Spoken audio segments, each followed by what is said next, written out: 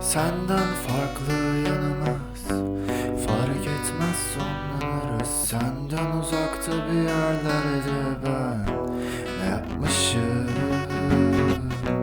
Yollarımız farklıymış, kollarımız sarılmamış. Solan bir çiçek gibi ben sadece kalmışım. Bitmez bir aşk bendeki, sözlerimi duyar mı ki? Kör bir adamın gözlerini açar mucize sanki. Keyfin nerede bilemem, aklım seninle göremem. Ben sadece seninle kendimi bir saymışım. Sadece sensiz kalamam, ben oralarda yapamam. Yalnızlığı bırak, yaşayamam. Sadece sensiz kalamam, ben oralarda yapamam. Yalnızlığı bırak, yaşayamam.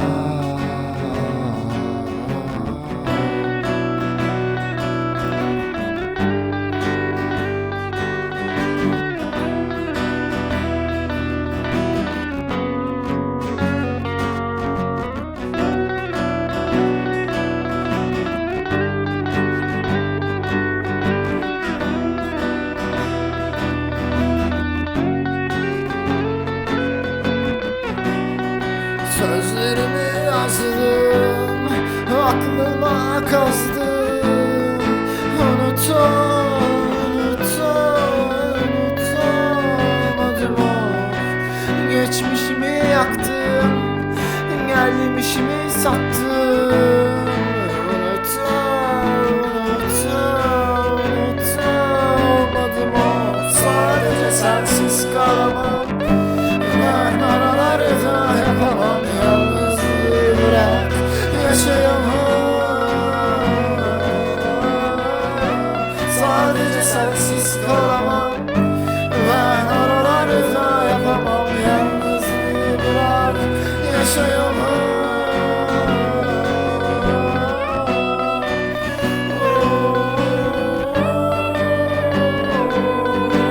Yalnızlığı bırak, yaşayamam.